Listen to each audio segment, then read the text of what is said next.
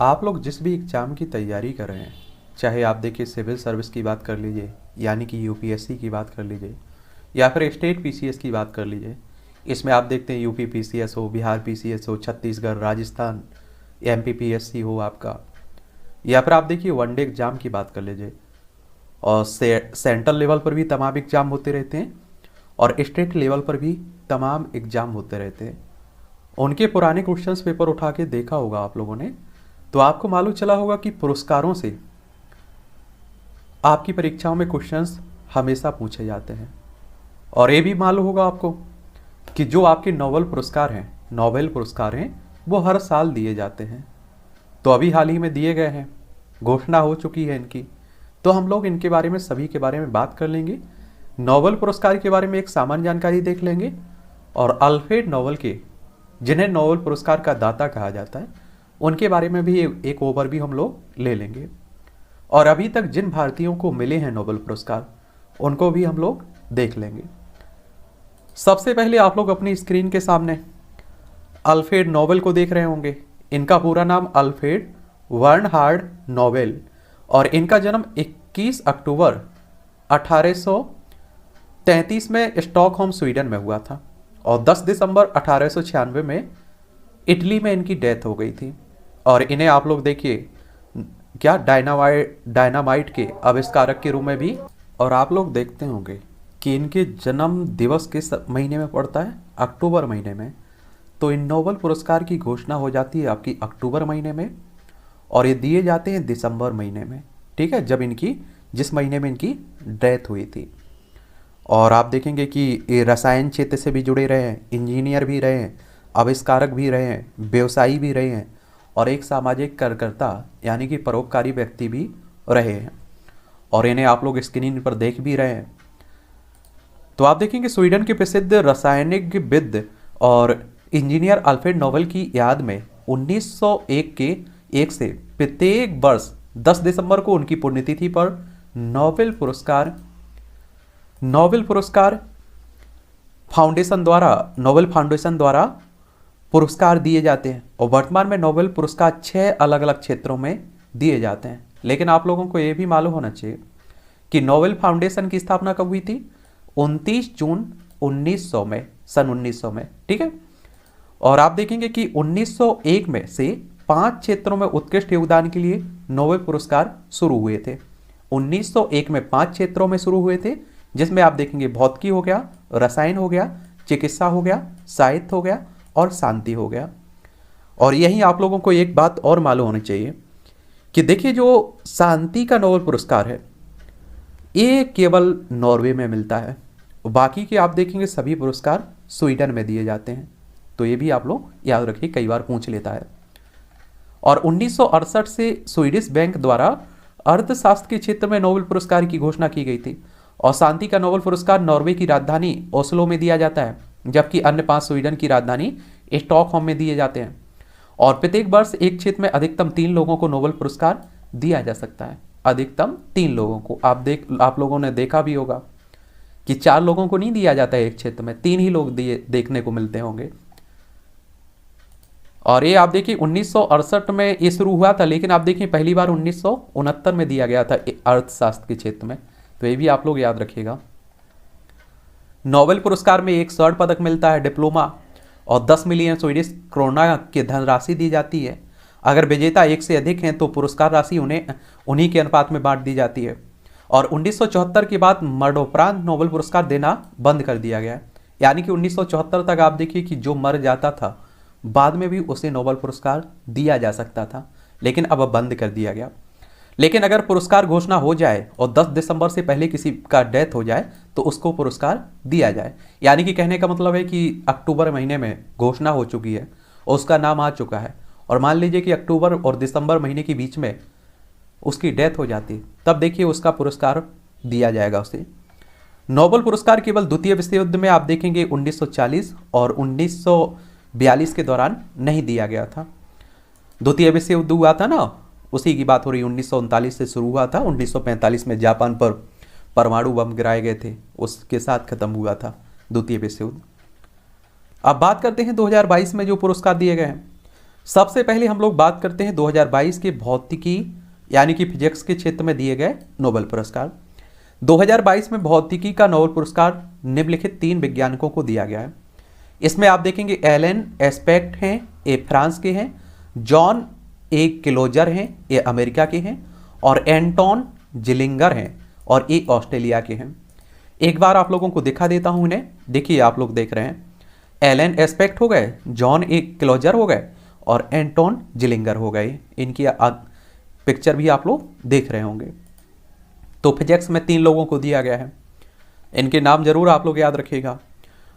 और उन्हें यह पुरस्कार उलझे हुए फोटोनों के प्रयोग के लिए बेल असमानताओं के उल्लंघन की स्थापना और अग्रणी क्वांटम सूचना विज्ञान के लिए दिया गया है। और उनके परिणामों में ने क्वांटम सूचना पर आधारित नई तकनीक का रास्ता साफ कर दिया है। तो आप लोगों को ये याद रखना है कि किन लोगों को दिया गया और किस काम के लिए उन्हें दिया गया है। ठीक है, तो ये फिजिक्स का आपका हो गया, भौतिकी का हो गया। अब बात आती है चिकित्सा का। 2022 का चिकित्सा का नोबेल पुरस्कार। तो 2022 में चिकित्सा का नोबेल पुरस्कार स्वीडन के स्वांते पैबो को दिया गया है। एक ही व्यक्ति को दिया गया है। उन्हें यह पुरस्कार विलुप्त होमिनिन और मानव विकास के जीनोम से संबंधित उनकी खोजों के लिए दिया गया है। इन्हें भी आप लोग अपनी स्क्रीन पर देख सकते हैं। इन्हें किसके क्षेत्र में दिया गया है? मेडिसिन यानी कि चिकित्सा के क्षेत्र में। इनका नाम क्या है? स्वांते पैबो। ठीक है, स्वीडन के हैं। फिर आप देखेंगे रसायन विज्ञान का आता है 2022 का रसायन विज्ञान का नोबेल पुरस्कार। 2022 में 3 व्यक्तियों को रसायन के क्षेत्र में नोबेल पुरस्कार से सम्मानित किया गया। इसमें आप देखेंगे एक है आपके कैरोलिन बर्टोजी, ये संयुक्त राज्य अमेरिका के हैं। बैरी सार्फलेस, ये आप देखें संयुक्त राज्य अमेरिका के हैं। बैरी सार्फलेस को दूसरी बार नोबेल पुरस्कार दिया गया है। पहली बार इन्हें सन 2001 में भी मिल चुका है, तो ये भी क्वेश्चन पूछा जा सकता है। और तीसरे व्यक्ति हैं मॉर्टन मेल्डल, ये डेनमार्क के हैं और इन्हें भी आप लोग अपनी स्क्रीन पर देख रहे होंगे। ठीक है, ये तीनों हैं, आप देखेंगे कैरोलिन और आप देखेंगे मॉर्टन और ये आप देखेंगे सार्फलेस। ठीक है, कैरोलिन बार्टोजी संयुक्त राज्य अमेरिका, बैरी सार्फलेस ये संयुक्त राज्य अमेरिका के हैं और मॉर्टन मेल्डल ये डेनमार्क के हैं। और 2022 में रसायन के इन तीनों को नोबेल पुरस्कार क्लिक केमिस्ट्री और बायो ऑर्थोगोनल केमिस्ट्री के विकास के लिए दिया गया है। तो ये भी आप लोग याद रखिएगा। देखिए 2022 की अगर हम लोग साहित्य के नोबेल पुरस्कार की बात करें, किसके? साहित्य के नोबेल पुरस्कार की, तो एनी एनॉक्स को दिया गया है। 2022 का साहित्य का नोबेल पुरस्कार किसे मिला है? एनी एनॉक्स को। और इन्हें अगर आप लोग अपनी स्क्रीन पर देख भी रहे होंगे, ये है एनी। ठीक है, इन्हें दिया गया है। और एनी एनॉक्स का जन्म 1940 में फ्रांस में हुआ था, यानी कि फ्रांस की हैं। उनके लेखन का मुख्य भाग सामाजिक असमानता को लेकर रहा है। और एनी एनॉक्स की प्रमुख किताबें हैं जर्नल डू डे हॉर्स, ये 1993 में आई थी। ये किताबें भी याद रखिए, कई बार पूछ लेता है इनसे भी। एक्सटीरियर्स 1996 में, या ला वी एक्सटीरियर ये आप देखें 1993-99 के बीच। थिंग्स सीन 2010, लेस अर्मोयर्स बीट्स ये फिल्म आप देखेंगे 1974 में। फिर आप देखिए शांति के क्षेत्र में नोबेल पुरस्कार किन्हें किन्हें दिया गया है, तो एसएल बियालियात्स्की ये व्यक्ति हैं, कहाँ के हैं? बेलारूस के हैं। एलएस बियालियात्स्की, बड़ा नाम इस तरह के रखे जाते हैं, उस तरह नाम हमारे देश में आप देखिए सीताराम, गीता, श्याम इस तरह के नॉर्मल नाम रहते हैं। और मुझे लगता है कि वहाँ के लोगों को आप देखिए नाम बड़ा आसानी होती होगी लेने में। और जिन्हें 2022 में शांति का नोबेल पुरस्कार मिला है और उन्होंने 1980 से ही लोकतांत्रिक आंदोलन मानव अधिकार के लिए प्रयास किए हैं। और बेलारूस में भी लोकतंत्र नहीं है और ये उनका लगातार विरोध करते रहे हैं, इसलिए इन्हें नोबेल पुरस्कार दिया गया है। और मेमोरियल, ये आप देखें मेमोरियल एक संगठन है जिसकी स्थापना 1987 में हुई थी और सोवियत संघ के दौरान हुई थी। और इसका उद्देश्य साम्यवादी दमन के पीड़ितों की यादें रखना है। और सोवियत विघटन के बाद यह संगठन रूस में मानवाधिकारों के लिए काम करता रहा है। पहले आप देखिए रूस और बाकी देश कुछ और थे उसमें शामिल, उन्हें सोवियत संघ कहते थे। 1991 में इसका विघटन हो गया था, रूस अलग हो गया था, बाकी देश भी अलग हो गए थे, और इसीलिए रूस के इस संगठन को शांति का नोबेल पुरस्कार दिया गया है। और तीसरा आप देखेंगे centre for civil liberties. Centre for civil liberties संगठन की स्थापना 2007 में यूक्रेन में हुई थी, और शुरुआत से ही यह संगठन मानवाधिकार और लोकतंत्र के लिए मजबूती से खड़ा रहा है, और रूस के आक्रमण के बाद में यूक्रेन के नागरिकों के लिए इस संगठन ने काम किया है, और इसीलिए इसे भी शांति का नोबेल पुरस्कार दिया गया है।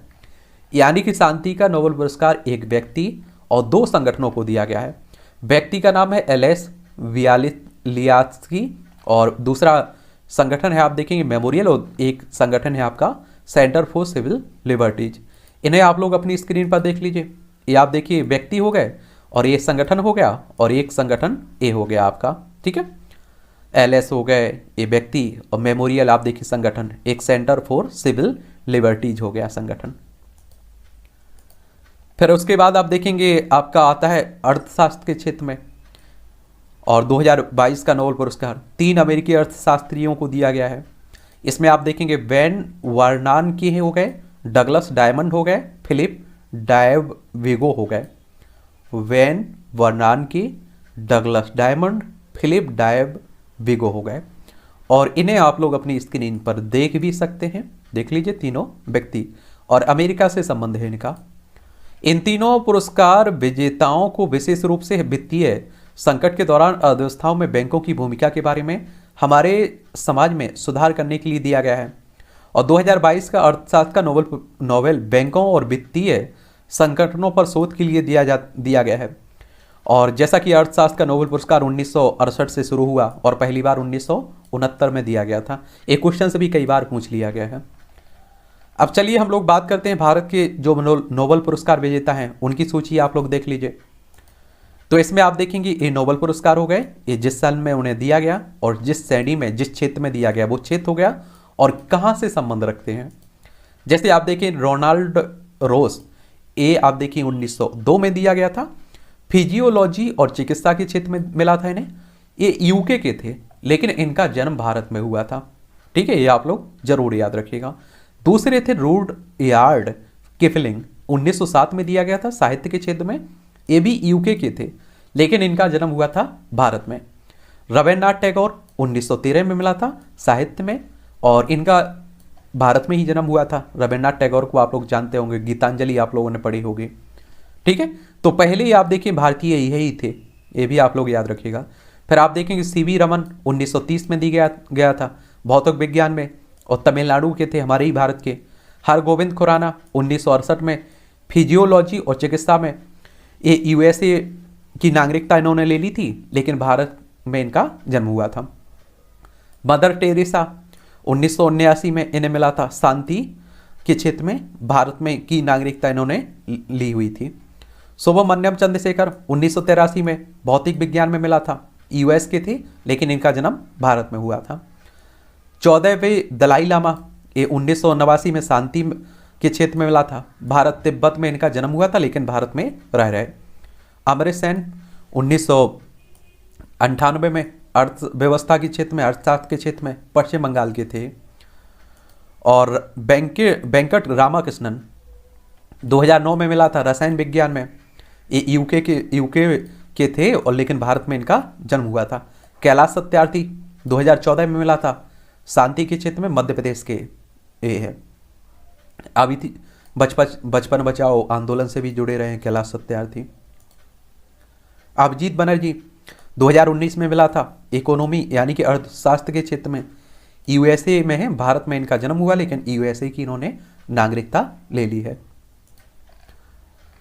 तो मुझे लगता है कि एक ओवरव्यू आप लोगों को नोबेल पुरस्कार के बारे में भी दे दिया गया है, और 2022 के जो नोबेल पुरस्कार विजेता हैं और जो भारतीय रहे हैं उनके बारे में भी जान लिया है। अगर नोबेल पुरस्कार से क्वेश्चंस पूछा जाता है तो मुझे लगता है कि आप लोग आसानी से इनका जवाब दे पाएंगे, जो भी क्वेश्चंस आएगा उसका आंसर दे पाएंगे। और भी बताइएगा अगर आपकी कोई सलाह हो, सुझाव हो मेरे लिए, कोई आपके दिमाग में सवाल हो तो आप लोग नीचे पूछ सकते हैं, ठीक है।